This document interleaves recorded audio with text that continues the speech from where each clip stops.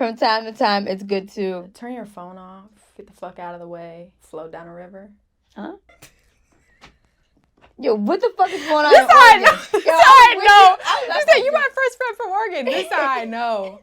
I'm floating down the river when I get back on Saturday. Get a little tube. You get a little drink you like. That actually sounds like a vibe. I'm not gonna lie. That's what I'm saying. What's up, y'all? It's Wynne. My new single, Dogging Me, is out now. What's up, Nyla? We need to talk. What's going on, guys? I am Nyla, Symone, and welcome to another episode of We Need to Talk. Today, I got a very special guest in the building. We got Wynne in here. How are you? We're in this bitch. I'm feeling good.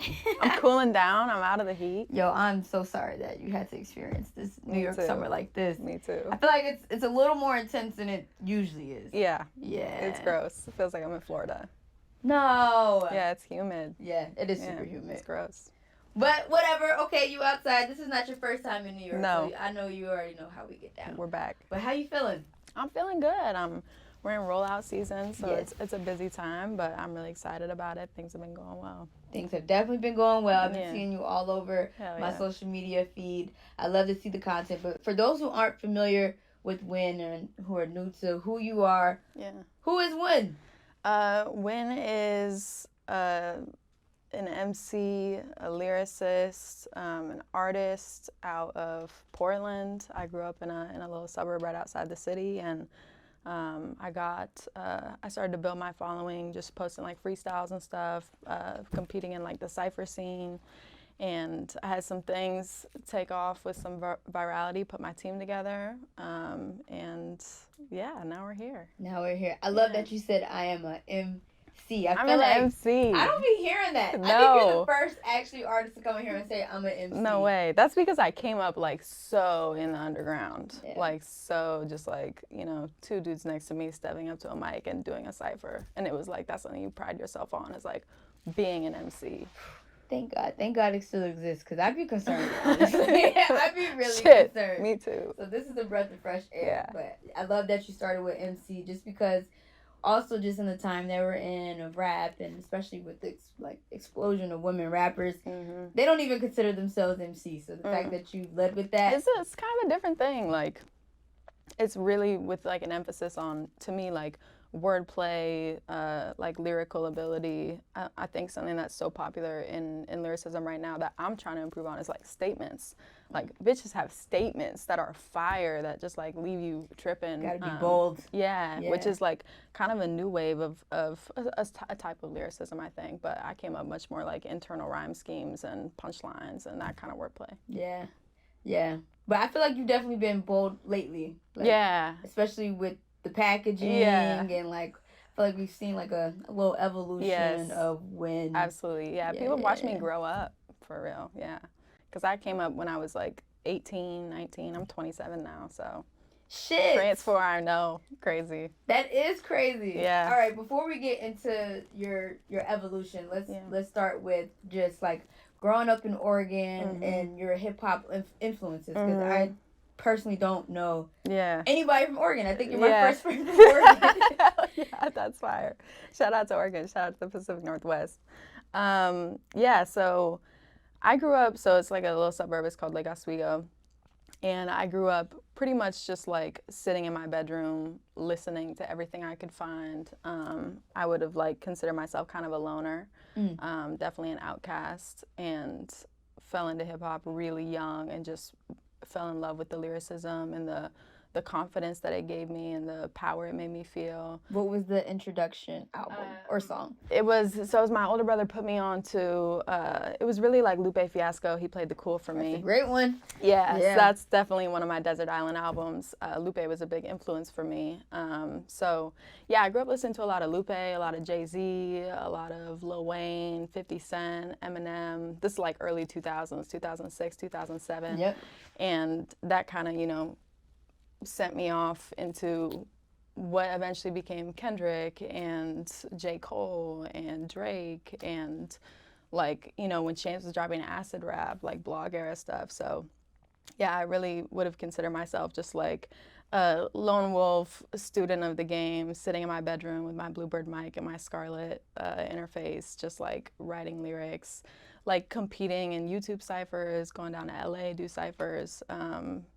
yeah, just like writing my ass off. Love it. Love it, love it, love it. I always judge people based off like their top 5. Like, yeah. Like, who do you listen to? It lets me know, like, all right, if I can really connect with you or not. I feel like that's big. Yeah. That I'm like, okay, your introduction was Lupe. Yeah. Shout out to your big brother. Shout out to my big brother. Yeah. Shout out to Gunner. Yes. Yeah, he was fire. So okay, so you grew up, fell in love with it, started studying it, and then what got you into like these competitions and stuff like that? Because you've seen the game change. Yeah. You know, every step of the way. 100%. Yeah. It's interesting because like in the underground, when I was doing all these ciphers and stuff, this was like, man, I probably started 2010, 2011, 2012. And this, like, you know, when the ghosts of my generation were just starting to come up. So there's been a huge shift in not only like my perspective, but I think the way that especially like mainstream hip hop has been perceived in the underground. And like I remember when I was first coming up, I would not listen to Drake. It was like, because he was singing. And like in the underground, it was like, this isn't hip hop. What is this? And now Drake's one of my favorite artists, you know. So I've definitely seen things transform. And doing the ciphers, I think it just gave me a good feel for like crowd reaction. And I think something I pride myself on as a lyricist is like being able to make people like, you know, give a little bit of a stank face, like, oh, that was kind of crazy. It's because that was something. That's a harder thing to get live, you know. So that's a fact. When you're up on a stage and you're feeling that pressure and there's lights on you, you want to get people to react somehow. So that's really how I like started crafting my pen and got used to like, you know, moving the crowd. Yeah. Controlling the crowd.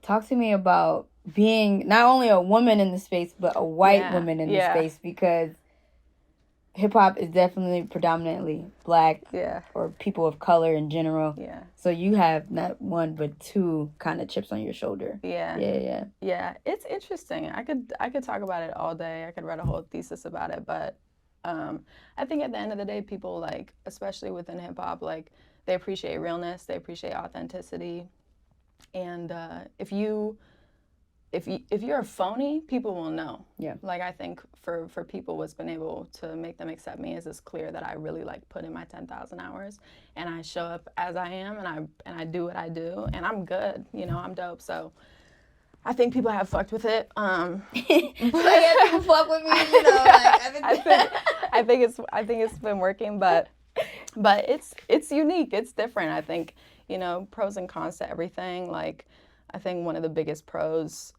is that it's easy for me to get attention. Yeah. Like, I stand out. You know, people remember me because it's unique, it's different, it's weird. So that's been a big positive, helped me kind of go viral. I think people see me and don't expect me to be able to do what I do. To spit, yeah.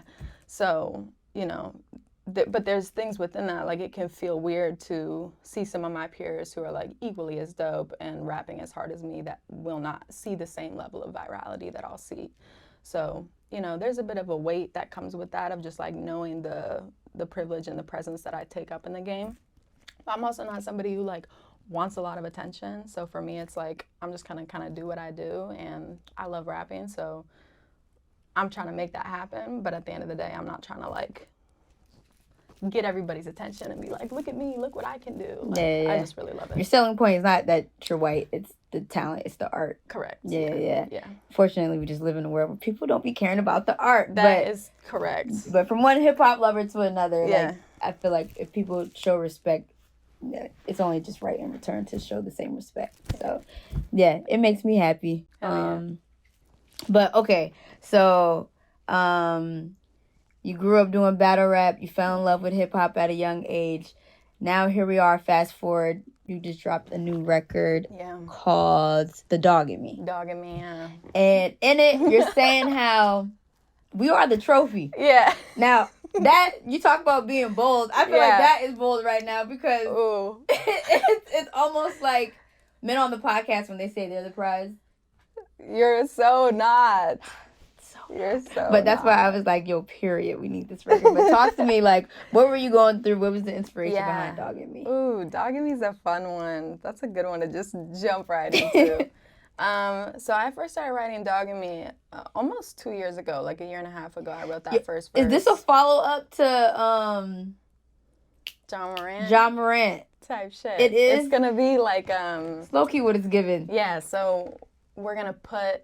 So I have the follow-up EP to Some Like It Hot coming out. Okay. And then we're going to put them together, and it's going to be like a full album. Got it. So in the sequencing, things like that will kind of be revealed. Because it sounds like you just been shitting on niggas for the past 2 years. And I'm like, damn it, you just keep upping the ante with these records. So. I have been.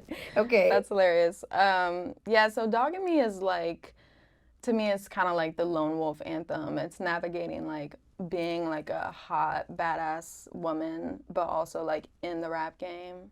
And I've definitely had somewhat of like a glow up transformation in the last couple years. I saw a lot of dudes who I was like really cool with like suddenly switch up on me and just like want to get with me and not like supporting the music anymore. So Dogging Me is really about that. It's like, it's navigating kind of both at the same time and seeing like, I'm sure you've experienced this as well, but like we lose opportunities because we're uncomfortable putting ourselves in a situation that then you see your male peers go get, that you're like, oh damn, like that could have been me, but I wasn't willing to do A, B, and C. Which, by the way, the men don't have to do A, B, and C. They just want you to do A, B, and C because you're pretty. It's just like, wait. Yeah. So it's that. And it's like vengeance. It's like, let me like pop my shit a little bit. Like, I know I'm that bitch and I don't need any of this. Like, I'm going where I'm going. So whether or not you guys are gonna, support or not, like I'm going. Yeah. Let's just elaborate a bit on that, just because for other women who are in the industry and kind of dealing with the same things, and it doesn't just happen in hip hop, it happens across the board in any job force. If you're a pretty woman and you're attracting attention, there's at some point where it go from little sister to you're a grown woman and now they want So let's just elaborate on that and how I guess the steps and levels you went through to be confident now in your womanhood and being like, you know what, I'm okay with standing on business and not, doing the dance. Yeah, it's taken a long time, and I think it's still something that I'm like, is a constant ebb and flow. Like even within my city, in Portland, like there's a lot of opportunities that have presented themselves to me, and there's people I just won't align with anymore because it's like they've made me too uncomfortable, and I'm not willing to like bend my morals. And like, how am I gonna show up for people if I'm not showing up for myself? So it's also just like, I think you treat people how to treat you. It's like, I want to feel powerful. I want to feel confident. And it's like, I don't want to attract people who think that they can fuck with that. I don't want to be attracting people who think that they can like, burst into my bubble or think they can get something from me that they can't get. So I just try to walk with an air of like, it ain't that. Yeah, it ain't that. It's not. But even when you do that, it don't work. No. But you just leave them on red, and eventually, some of them are dumb. Possibly they'll circle back, or possibly it's giving ghetto, man. But, we're here. What can we do? But I'm proud of you, and I love to see it, just because I feel like it's so easy to like play into like, I feel like you do a good balance of like being sexualized, like sexualizing yourself, but not just like, hey, I'm like owning pussy. It. Yeah. It's not like exactly you're not on sale. Yeah. So I like the balance, but just talk to me about like how you maintain both respect and still your femininity without being labeled. I guess it just really comes from confidence. Like I think I very much know what I want, and I know the artist I want to be and the person I am. So it's like being able to kind of blend those things in a way that makes me feel comfortable. Like I do want to be, I want to be someone that like girls are looking up to and men are looking up to. And I want to be able to have like both genders fucking with me, which is like pretty hard to do as a girl, especially as a rapper. But what is your demo looking like? Is it mostly men or is it mostly women? On which platform though? Oh, it varies. Yeah. Instagram? Instagram is like 75% men. Yeah, okay. But my streams are like 50-50. Okay, that's good. Which is huge for me because like it used to be way more men because I was rapping like on some MC shit, and like women like they love that shit but they're not listening to it quite as much. Why is that? I don't know. I don't know if it's because it doesn't make them like feel like a bad bitch, which I can definitely relate to. But it's like, I think a lot of it's not super relatable for us. Like, interesting. I don't know. I've been trying to figure that out actually for a while now. Because, like, at parties when I'm DJing, I love to spin rap. Yeah. But I realized, like, the women they're not going to dance to this. Oh, okay. Let me pivot to, like, some R&B. But that's interesting. But at least the streams are 50-50. That's good. Yeah. Well, it's tough to find that balance because, like I said, I'm an MC. I'm trying to be lyrical. But also, like, you have to be able to find a balance between, like, appealing to your female fan base, and I don't really try to appeal to my male fan base. They just love me. They just kind of but, you know, incorporating melodies and stuff like I did on Dog and Me, and just, like, I think something I'm getting into more that I wasn't when I first started putting out music was, like, telling stories of relationships and, like, being vulnerable. I'm not just, like, rapping about rapping. So, I think that kind of stuff, especially with this huge influx of, like, super fire female rappers, like, it's opened up so many doors for artists like myself to be able to, like, come in and fill a lane of, like, talking about relationship shit from a woman's perspective, like, on modern beats, and also on, like, some dusty shit. Like, dusty shit's coming back. People love that. Yeah. So I think, it's been interesting seeing the split kind of change. Talk to me about you tapping more into your melodic bag, because I did notice that also. What shifted the push? Yeah, I've always loved to be melodic, but I think it just took me a while to find the confidence because people know me and love me as a rapper and, like, a hard-ass rapper. So melodies typically are obviously pretty soft. But I had that line, I might fuck one of his dogs. I got that dog in me. I put it in my notes app, and then we put on this beat. Shout out to Azarel who produced it. And we opened up the beat, and the first thing I said was, I might fuck one of his dogs. I got that dog in me. And I had auto-tune on it, and I was like, now I got to sing on this. Like, now it's just, that's what it's got to be. And it was so fire that I had to lean into it. And, you know, historically, like, because I've put out melodic stuff in the past, I have a lot more melodic stuff in the tuck that I haven't released. So it's fun for me to put stuff like that out and have it received so well. And have people fuck with it just gives me kind of more confidence. And, like, growing into my voice, too. Hearing the crowd chant that back once you start doing shows is going to be crazy. Hands up. I might fuck one of his dogs. It's going to be so fire. Men are going to cry. They should. But that's how y'all need to feel, because I'm tired of all this future shit. I ain't gonna lie. That's what I'm saying. That's what I'm saying. I'm going to bring the balance, though, because I'm not toxic anymore. But it don't seem like it. What do you mean anymore? Well, you did say you wrote this 2 years ago. I mean, I finished it not that long ago. Okay. But, you know. It seems like you're still here. It's still a bag I can get into. It's okay if you're in your toxic bag. I can still get into that bag, but it's not where I am emotionally. Okay. I respect it. But you were there, so I was there. You can still be triggered and it still hits. 100%. Okay, got 100%. You. All right, so what bag are you in right now? Like, what era of in my life? Yeah. I'm definitely. Oh, this is tough. I'm in my. I'm in my unbothered. Kind of like, I wouldn't call it like soft girl, but just kind of like it is what it is. I'm not going out of my way to impress anybody. I'm not showing up to shoots with no makeup on. Like, fuck it. I'm in a very happy, healthy relationship. So I'm in a good point in my life. I love it. Which is funny because I'm rolling out this project. That's nigga project. Yeah. Yeah. Well, you know what? I feel like it sounds like you've healed and you're just we're all constantly healing. Yeah. We're all constantly healing. Hey, I love that. I love it for you. Okay, so you're in your healed era, but you still gotta just let niggas know not to fuck with you. That's where we're at. Because they'll still try. Like, even knowing where I'm at, they don't stop. Sometimes just don't take a hint. Has or whoever the records have been around, especially like John Morant, has anybody reached out and been like, yo, is this about me? Yes? Not like about me, but inquiring. Especially about John Morant. People were definitely inquiring, like, what's that about? You know? Have you addressed it? Publicly? Yeah. No. Definitely not. Well, definitely not. The listeners want to know. No. No? I can't say shit. All right. Okay.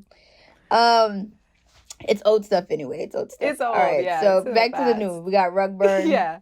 Ooh, Rug Burn's fire. Yes. Talk to me about the inspiration behind that record. Yeah, Rug Burn is like the first 2 to 3 weeks after a breakup. And it's like the feeling is like he fucked up, so you're pissed, but you still kind of miss him, and you're like, damn, should I text him, or should I like be that bitch and just move on? And it's like what do you do? It's like suddenly you have all this time on your hands. You don't have someone you're texting all day. It's like you have all this space that you gotta fill, and you gotta learn how to fill that space. Yeah. So you're going through like different phases of like, okay, am I filling this space with like working on myself? Am I filling this space with like going to the bars and fucking somebody else? Like, how am I filling this space? And what I like about Rug Burn is it's like the verses are what you want to hear, and the hook is what you need to hear. And my dad gave me some really good advice a long time ago that took me a while to listen to. So girls, listen to it now. You don't want someone coming up to you who's like overconfident, because they're not for you. They're not gonna get like, why are you approaching me with so much confidence that you're gonna bag me? I don't like that. And you don't want someone who's insecure, because they're not going to be able to keep up with you. You don't want someone who's constantly trying to dim your light or feels threatened by it. You want someone who's like a little cautious. Yeah. Like, damn, like I want to holler at her, but like she's fire. So like just like humble yourself a little bit. So that's something that took me a while to listen to. But when you notice it, you're like, oh yeah, right. I shouldn't have been letting you fuck with me.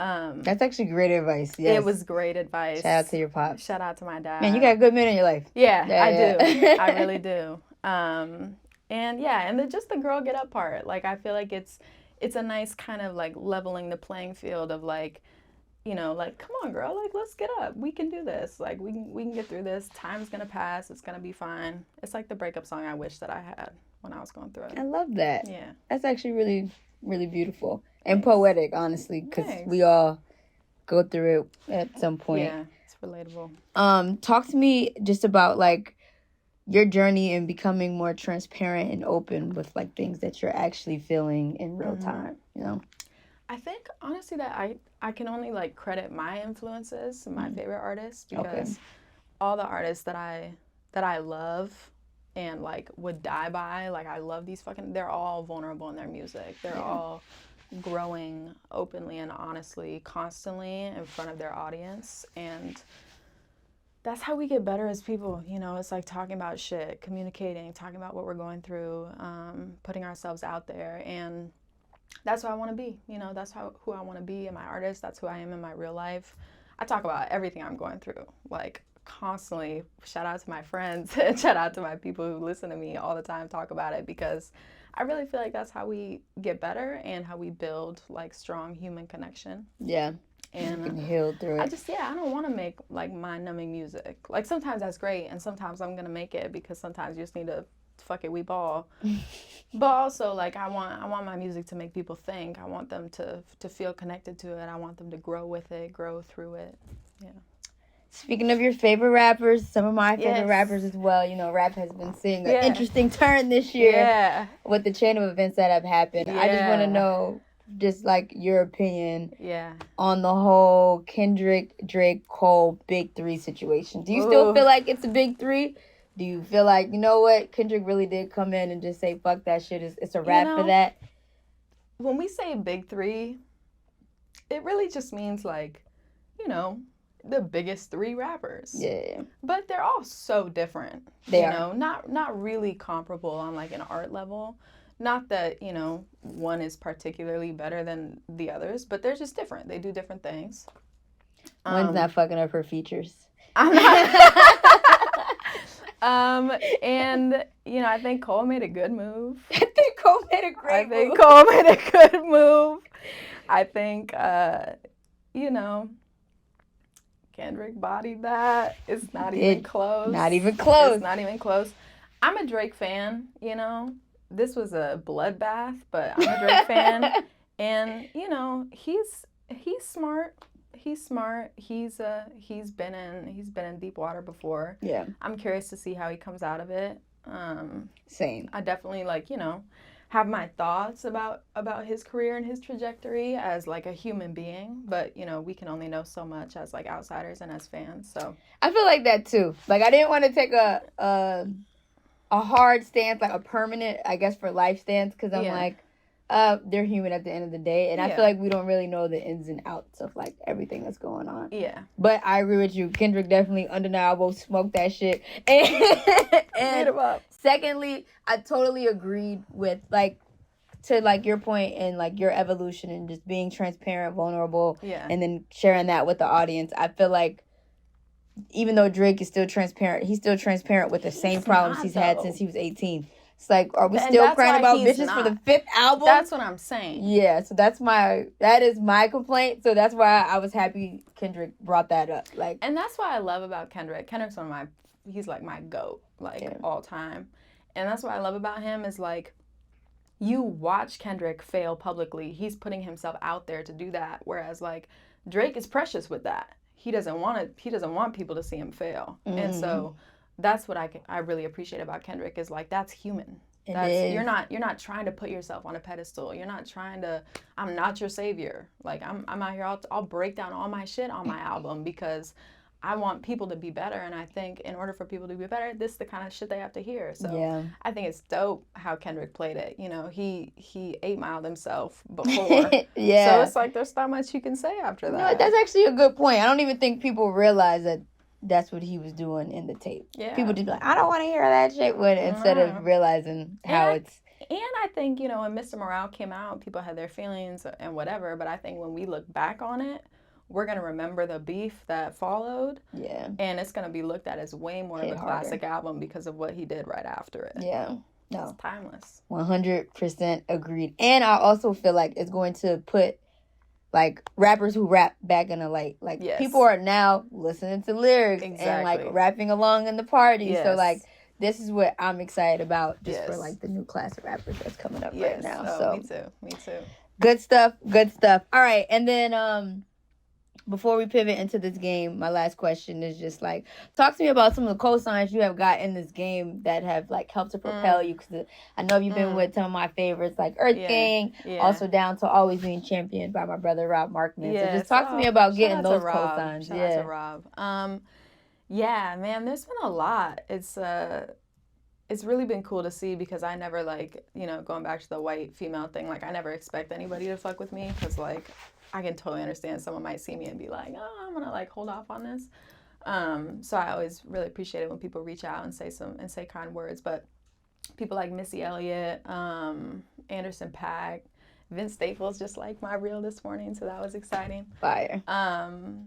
Yeah, I have to give a special shout out to Rob Markman, who is a legend in the game, but has really, taken me under his wing and helped me kind of build and grow and just, like, believed in me, things like that. So, but shit, there's been so many I can't even remember. Yeah. Snoop, there's a bunch. Yeah.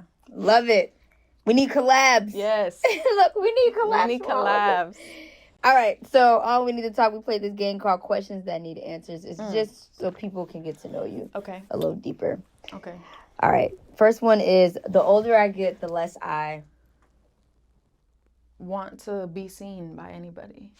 That does not work in your career field. What are you saying? Isn't that terrible? Yo, what? I feel like it's allowed me to grow as a human because one of my biggest fears is, like, being on camera, and I have a lot of social anxiety. So it's forcing me to confront my fears because I gotta be out here. First of all, what? That doesn't even sound like it makes any sense, bitch. I've seen your music videos. You're shy. You don't like being on camera. It's real. How stressed am I on video shoots? Yeah. Really? Yes. Wow. But I'm a performer. Okay, yeah. I'm going to do it. That's why I'm just confused. Because you look worse if you look shy. True. That's something I learned. You look like you don't belong. Do more than you think you have to because it'll look good. All right. I like it. Okay. That's another gem you just dropped right there. I got tips and tips for the social anxious baddies. Wait, what's your sign? I'm a Taurus. Taurus. Okay. Taurus gang. Yeah, I don't know Taurus to be shy. I don't believe you, honestly. Oh, but no, I'm real shy. Your team agrees, so I'll leave it alone. Yeah. All right. You would never believe me if I told you. I'm a natural history nerd. Natural history? Yeah. Like the earth and like... Exactly. Really? Yeah. Particularly like megafauna and dinosaurs. Love that shit. What? Layers of the earth. Love it. Are you what is it, the inner earth theory? No. A flat earther? None of those. Okay. Opposite. Opposite. Opposite. Okay. Like I like to think I know like what's up with the earth. And like I read a lot of natural history books, a lot of science books, nonfiction, like educating myself on like the history of our planet. So wait, before you were going to be a rapper, what was your plan I was to be? always going to be a rapper. Oh, okay. But this is just a... When I'm 50, I hope to have like a room of like fossils I've collected. Wow. Like on display. Interesting. Where the fuck did you pick up this? And since you do study the earth, where are we headed? Because I'm concerned. We're fucked. We're so fucked. Well, how long you thought? Like in my lifetime or like the next lifetime? No, next lifetime. It's not gonna be pleasant for you. What do you mean? For us, don't say it like that. We're the same age. She's like, no, it's not gonna be good. Like, it's all fucked up here. It is. It's fucked up. It's bad. Is there any saving it? Like, say I started doing like recycling today. Is it just you? I mean, everything's helpful, you know, but it would take some massive changes. I thought they said during the pandemic that we like saved 10 years on the planet. Because we... Do you know how short 10 years is? All right, you know what? I'm moving on to the next question before you depress me. Humans have only existed for like the blink of an eye in the history of time. Like it's that short. And we've already fucked it up. Okay. And where do you find the time to learn this? I read. All right. I love to read. Interesting. Oh my God. You know what the fuck do they be doing in Oregon? You're the first person I've met. That's what it is. Yo. I'm in Oregon. That's what it is. Yeah. I can't believe I actually blanked when I was younger. One time I threw ice at people from a 6-story window. That is just petty. I was like 10. Was it hot? It was hot, but it was inside. Hard to explain. Soft ice or the hard ice? Hard ice. Damn. Yeah, me and my cousin, we were trying to hit people. Yo. People. Police showed up at our door like, yo, have you been throwing ice out this window? And we were like, no. But wait, so all right, what type of kid were you? Troublesome kid. What were we doing? Were you a troublesome kid? Did you play sports? I was a troublesome kid, yeah. Really? For sure, yeah. I was the biggest pain in the ass of my parents. But I grew up to be so chill. I guess you just had to get it out of your system. I had to get it out of my system. I was creative. I was trying to draw. I had to do fashion shows. They put me asleep in some pajamas. I tried 5 or 6 different ones on. Then the next morning they'd see me in something totally else that I'd created. That's cute. I love that. Thanks. They didn't. I'm sure that they miss it now, I'm sure. They probably do. Yeah. Okay. I'm a little embarrassed by the fact that I know so little about... Shit. Most things, I guess. She said every day. Every day I'm embarrassed at how little I know. I feel it. Yeah. Sometimes I look back at my life and... Trip. It's been so fire. It's been fire. I love my life. Yeah. Mushroom trip or sober trip? Sober trip. Oh, okay. Hey, just gotta ask. Yeah. From time to time, it's good to... turn your phone off. Get the fuck out of the way. Float down a river. Huh? You ever floated down a river? Yo, what the fuck is going on? This I know. This I know. You said you my first friend from Oregon. This I know. I'm floating down the river when I get back on Saturday. Floating. You get a little tube. You get a little drink you like. That actually sounds like a vibe. I'm not gonna lie. That's what I'm saying. Float down a river. It's fire. So do you end up lost or you know where you're going? No, you know where you're going. Okay. Yeah. Is it a circle? No. No, you get out. There's places, where you can enter and load out. Yeah. I might have to go to Oregon. I can't try it. Pull up. Nice. It's fire. It's fire. She's like, yeah, I was with you. Yeah, do this, do that. Yeah. Float down a river. Look, I can convince you. It's fire. Hey, I'm not opposed to it. All right, I made a complete fool of myself when I always play that game, Odds. You ever played Odds? Mm-mm.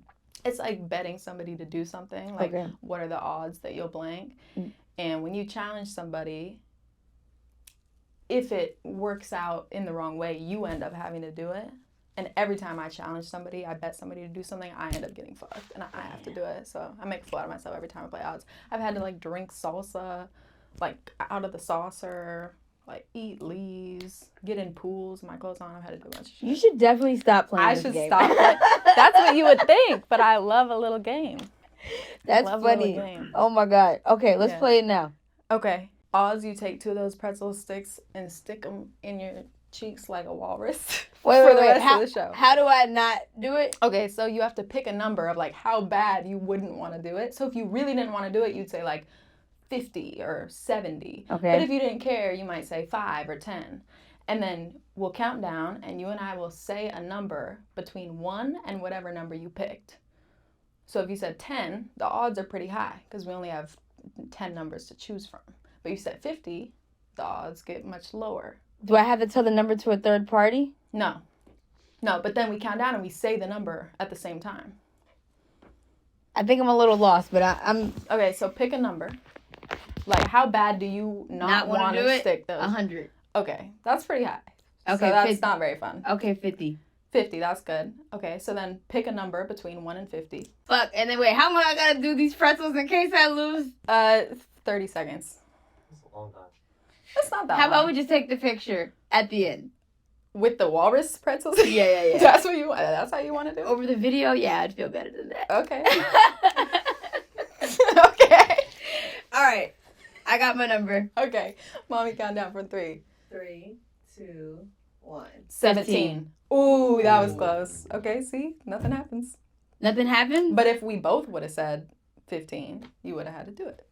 But you picked 50, so it was unlikely. Ooh. Yeah. Ooh, I dodged a bullet. You did. Yeah, I was like in the thumbnail. Wait, so if I would have said 17, I would have had to put the... Yes. This is a terrible game. It's the best game. Why do you play this? Because it's like dares. It's like, it's funny. And sometimes it's like, you know, it's a drinking game. You take shots. You get, she's in now. She's in now.